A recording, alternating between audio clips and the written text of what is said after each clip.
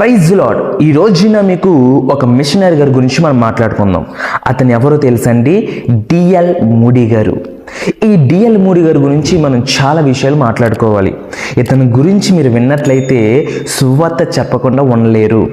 ఇతని యొక్క బయోగ్రఫీ గురించి మనం మాట్లాడుకుందాం. పూర్తి పేరు ఏంటంటే డ్వైట్ లైమన్ మూడీగా పిలుస్తూ ఉంటారండి. ఇతని యొక్క జన్మస్థలం ఏంటంటే అమెరికాలోని నార్త్ ఇన్లో పుట్టాడు ఈయన. ఇతని యొక్క తల్లిదండ్రుల గురించి మనం మాట్లాడుకున్నట్లయితే ఇతను ఎడ్విన్ మూడీ, అలాగే తల్లి పేరు బెన్స్గా పిలుస్తూ ఉంటారు. ఇతని యొక్క జననం, ఇతను ఎప్పుడు జన్మించాడంటే 1837 ఫిబ్రవరి 5వ తారీఖున ఇతను జన్మించడం అనేది జరిగింది. ఇతను మరణం ఎప్పుడు ప్రభునందు మృతి చెందారంటే 1899 డిసెంబర్ 22వ తారీఖున ఇతను మృతి చెందడం అనేది జరిగింది. ఇతని యొక్క బయోగ్రఫీ గురించి మనం మాట్లాడుకుందాం. అలాగే ఇతని జీవితం ఎలా మారింది, ఇతని జీవితంలో ఎలాంటి సంఘటనలు జరిగినాయి అనే విషయాల గురించి కూడా మనం మాట్లాడుకుందాం. ఇతని జీవితంలో ఏం జరిగిందంటే ఇతని గురించి మనం ఇంకా అనేక విషయాలు మాట్లాడుకున్నట్లయితే డిఎల్ మూడీ గారు 19వ శతాబ్దంలో ఒక గొప్ప సువార్థికుల్లో ఒకరిగా చెప్పుకోవచ్చండి. డిఎల్ మూడీ గారి గురించి మనం ఇంకా మాట్లాడుకున్నట్లయితే ఇతను చిన్నతనంలోనే తండ్రిని కోల్పోయాడండి. ఇతను ఎప్పుడైతే తండ్రిని కోల్పోయాడో కుటుంబంలో చాలా ఆర్థిక పరిస్థితులను బట్టి 17వ సంవత్సరంలో ఇతను ఇంటిని విడిచిపెట్టి ఉద్యోగాన్ని వెతుక్కుంటూ వెళ్ళిపోయాడండి. ఎప్పుడైతే ఉద్యోగాన్ని వెతుక్కుంటూ వెళ్ళిపోయారో ఎక్కడికి వెళ్ళారంటే బోస్టల్ అనే యొక్క ప్రాంతానికి ఆయన వెళ్ళడం అనేది జరిగింది.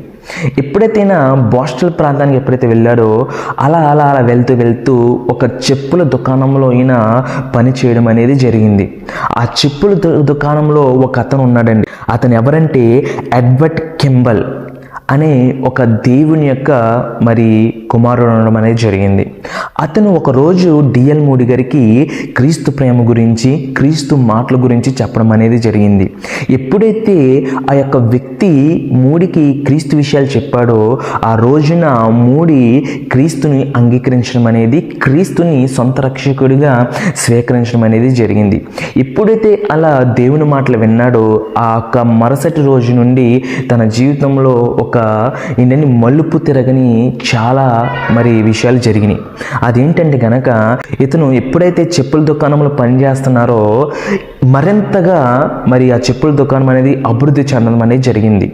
ఎప్పుడైతే అలా అభివృద్ధి చెందుతున్నాడో ఇతను ఒక రోజు కనిపించింది ఏంటంటే నేను ఇలా డబ్బు సంపాదిస్తున్నాను, ఇలా నేను చాలా నా యొక్క వ్యాపారం అభివృద్ధి చెందింది, ఇలా నా వ్యాపారాన్ని నేను ఇలా కొనసాగించుకుంటే దేవుని సువార్త నేను ఏం చేయాలి, నా యొక్క వయసు అయిపోతుంది, నా బలం అయిపోతుంది, ఎలా నా యొక్క వ్యాపారంలో ఉంటే నేను దేవుని కొరకు ఇంకా ఏం చేయాలని చెప్పి అప్పటికప్పుడే తన యొక్క చెప్పుల దుకాణాన్ని విడిచిపెట్టి దేవుని సేవ చేయాలంటూ, దేవుని పని చేయాలంటూ దేవుని కొరకు పని చేయడే రీతిగా ఆ చెప్పుల దుకాణాన్ని విడిచిపెట్టి దేవుని కొరకు, దేవుని సేవలకు రావడం అనేది జరిగింది.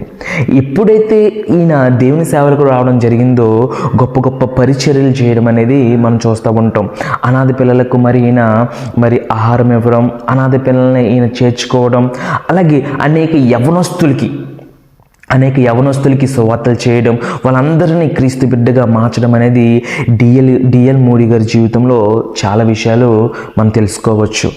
ఈయన పరిచర్య గురించి మనం ఇంకా ఆలోచించినట్లయితే ఈయన జీవితంలో ఒక సంఘటన అనేది జరిగిందండి. ఆ సంఘటన ఏంటో మీకు చాలా జాగ్రత్తగా వినిపిస్తాను, వినండి. ఇతని జీవితంలో ఏం జరిగింది అని ఆలోచించినట్లయితే ఇతని జీవితంలో ఒక పెద్ద అగ్ని ప్రమాదం అనేది జరిగింది. అది ఎప్పుడు జరిగిందంటే మీరు చాలా జాగ్రత్త వినండి. అగ్ని ప్రమాదం జరగక మునుపు ఈయన చికాగోలో అనే ప్రాంతంలో నేను వాక్యం ప్రకటిస్తున్నాడండి. ఆ రోజున అనేక ప్రజలు అక్కడికి రావడం అనేది జరిగింది. ఎప్పుడైతే నేను వాక్యం ప్రకటించాడో అనేక మంది ఆ వాక్యాన్ని వారి హృదయంలో జొచ్చుకొని అనేక మంది క్రీస్తుని సొంత రక్షకుడిగా అంగీకరించడం అనేది జరిగిందండి. ఆ రోజున డిఎల్ మూడీ గారు పొరపాటు చేసే పని ఏంటో తెలుసా? ఆ రోజున ఆయన తప్పు చేసే పని ఏంటంటే ఆయన ఆ రోజున ఎప్పుడైతే ఆ ప్రజలు యేసుక్రీస్తుని అంగీకరించారో ఈయన ఏమన్నాడంటే మీరు యేసుక్రీస్తుని ఎంతమంది అయితే అంగీకరించారో, ఎంతమంది అయితే యేసుక్రీస్తు వారిని కావాలనుకుంటున్నారో నాకు మరుసటి ఆదివారం చెప్పండి, ఆ రోజున మీకు బాప్తిస్మం ఇవ్వడం అనేది జరుగుతుంది అని చెప్పారండి. ఎప్పుడైతే ఈ మాటలు చెప్పి ముగించాడో ఈయన ఇంటికి వెళ్ళిపోవడం అనేది జరిగింది. ఇంటికి వెళ్ళిపోయిన తర్వాత ఆ రాత్రి ఆ ప్రజలు అక్కడ ఉండడం బట్టి అక్కడ ఏం జరిగిందంటే గొప్ప అగ్ని ప్రమాదం అనేది జరిగిందండి. ఎప్పుడైతే ఆ రోజున అగ్ని ప్రమాదం ఆ రోజున జరిగిందో అనేక ప్రజలు ఆ అగ్ని ప్రమాదం బట్టి చనిపోయారండి. మరి మూడి గారు ఆ విషయం తెలుసుకున్నారండి. చాలా బాధపడ్డాడు, ఆయన చాలా చింతించాడు. ఎందుకంటే ఆ రోజున వారి గురించి నేను ప్రార్థన చేసి వారికి బాప్తిస్మం ఇస్తే గనక చాలా మంది మరి క్రీస్తు దగ్గరికి చేరేవారని ఆ రోజున చాలా బాధపడ్డాడండి. అప్పటి నుంచి మోడీ గారు అనుకున్నారు, నేను ఎప్పుడు మీటింగ్కి వెళ్ళినా, ఎప్పుడు నేను ప్రకటించిన ఆ రోజు అనేక మందికి నేను మరి బాప్తిస్మం ఇవ్వడం అనేది జరుగుతుందని అప్పటికప్పుడే ఆయన నిశ్చయించుకున్నాడు. ఇదే రక్షణ దినం, ఇదే అనుకూల సమయం అని చెప్పుకొని ఆయన ఎప్పుడు వాక్యం ప్రకటించినా అప్పటికప్పుడే అనేక మందికి బాప్తిస్మం ఇవ్వడం అనేది జరుగుతూ వచ్చాడంటండి. మోడీ గారి జీవితంలో మరొక సంఘటన ఎదురైంది. అదేంటంటే గనక డిఎల్ మోడీ గారు పడుకున్నప్పుడు దేవుడు లేపి నువ్వు ఇప్పుడు సువార్త చెయ్యాలి అని చెప్పాడంటండి. డిఎల్ మోడీ గారు అంటున్నాడు దేవునితో, ప్రభువా టైం 12 అవుతుంది, రాత్రి 12 అవుతుంది అని చెప్పాడంట. అయిన టైంలో నేను ఎవరికి బోధించిన సువార్తని డిఎల్ మోడీ గారు దేవునితో మాట్లాడడం అనేది జరిగింది. ఎప్పుడైతే అలా మాట్లాడుతున్నాడో దేవుడు అంటున్నారు, నువ్వు లేగు నేను వెళ్ళమన్న ప్రదేశానికి వెళ్ళు అని చెప్పి అప్పటికప్పుడే డిఎల్ మోడీ లేచి మరి ఎక్కడికి వెళ్ళాలో తెలియడం లేదు మోడీ గారికి, ఏ ప్రదేశానికి వెళ్ళాలో తెలియడం లేదు. కానీ దేవుడు చెప్తున్నాడు, దేవుడే మార్గాన్ని చూపిస్తున్నాడంట. అలా దేవుడు మార్గం చూపిస్తున్న వైపు మోడీ గారు వెళ్తున్నారు. ఎప్పుడైతే వెళ్తున్నారో ఒక స్థలంలో తీసుకువెళ్ళి అక్కడ దేవుడు సువార్త చెప్పమని చెప్పాడంటండి.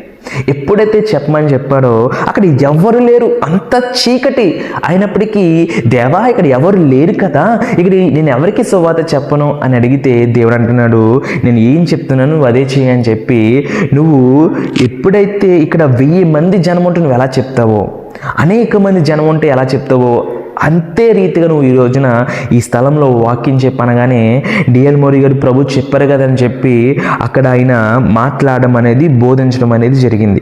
ఎప్పుడైతే బోధిస్తున్నాడో ఇంకా మోడీ ఏం ఆలోచించకుండా వాక్యాన్ని బోధిస్తున్నాడంట. వాక్యం బోధిస్తుంటే అంతా అయిపోయిన తర్వాత సడన్గా ఒక వ్యక్తి చెట్టు దిగి వస్తుంటే మొత్తం ఏడ్చేస్తున్నాడంట. నాకు యేసయ్య కావాలంటూ ఆయన ఎంతో మరి చింతిస్తున్నాం, ఎంతో ఏడుస్తున్నాడంట. నాకు యేసుక్రీస్తు వారు కావాలంటూ మోడీ నా వ్యక్తిని పట్టుకొని అడుగుతున్నాడంట. మోడీ గారు ఆయన లేపి అంటున్నాడు, నువ్వు ఈ టైంలో ఇక్కడ ఏం చేస్తున్నావు అని చెప్తే ఆ వ్యక్తి అంటున్నాడు, అయ్యా నేను ఇక్కడ చనిపోవడానికి వచ్చాను, ఇదిగో ఈ పెద్ద చెట్టెక్కి ఇక్కడ దూకడానికి నాకు ఏం దొరకలేదు, నాకు ఈ చెట్టు ఒక్కటే దొరికింది, ఇక్కడ దూకి చచ్చిపోవడానికి ఇక్కడికి వచ్చాను అని ఏడుస్తూ చెప్తున్నాడంట. అక్కడ ఎప్పుడైతే ఆ యొక్క వ్యక్తి చెప్తున్నాడో అప్పటికప్పుడే మోడీ గారు ఆ వ్యక్తికి బాప్తిస్మం ఇవ్వడం అనేది, తన జీవితాన్ని మరి మార్చడం అనేది, మరి ఆ వ్యక్తి ఒక దేవుని కొరకు ఒక సాక్షిగా ఉండడం అనేది జరిగిందండి. ఈ సృష్టిలో ఏదైనా ఒక గొప్ప కార్యం ఉందంటే అది రక్షణ కార్యంగా మనం మాట్లాడుకోవచ్చు. లూకా 15:7 మనం చూసినట్లయితే ఇక్కడ జాగ్రత్తగా మనం గమనించినట్లయితే 99 మందిలో ప్రార్థన పరులు ఉండొచ్చు, సంగీత కళాకారులు ఉండొచ్చు, ఆరాధించేవారు ఉండొచ్చు, పరిచర్య జరిగించేవారు ఉండొచ్చు, వాక్యాన్ని బోధించేవారు ఉండొచ్చు, దాన ధర్మాలు చేసేవారు ఉండొచ్చు, నీతి న్యాయాలు జరిగించేవారు ఉండొచ్చు. వీరందరూ కూడా దేవుడు సంతోషిస్తాడా అంటే సంతోషిస్తాడు. కానీ దీన్ని బట్టి కంటే దేవునికి ఎక్కువ సంతోషం ఏదంటే గనక ఒక పాపి తన పాపాల నిమిత్తము పశ్చాత్తాపడి తన మనస్సును మార్చుకొని రక్షణ మార్గంలోకి రావడమే, తన రూపాంతర పొందడమే దేవునికి ఎంతో ఆనందం అంటండి. మోడీ గారు తన జీవితంలో తనకు వచ్చిన అవకాశాలని ఇతను వదులుకోకుండా ప్రతి సమయమందును అసమయమందును ఇతను దేవుని పరిచర్య చేస్తూ తన సమయాన్ని వినియోగించుకుంటూ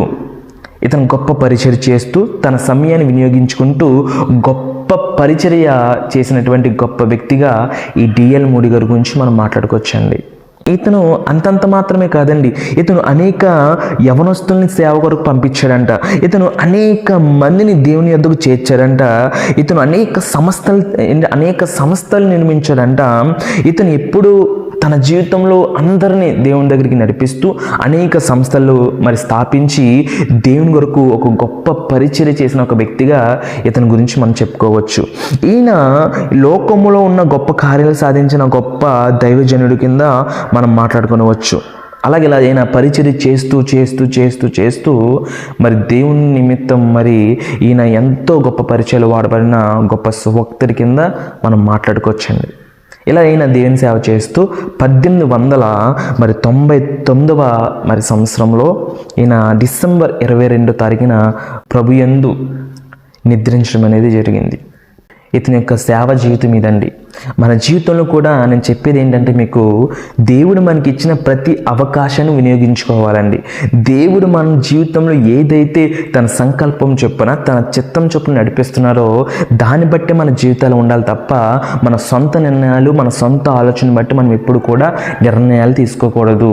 ఈ డిఎల్ మూడి గారి లాగా మనం కూడా దేవుని కొరకు అనేక విషయాలు బట్టి ముందుకు వెళ్ళాలని, దేవుని కొరకు అనేక విషయాలు బట్టి మనం పని చేయాలని ఈ మాటలు తెలుపుతున్నాను. దేవుడి మాటలు దీవించును గాక. ఆమేన్.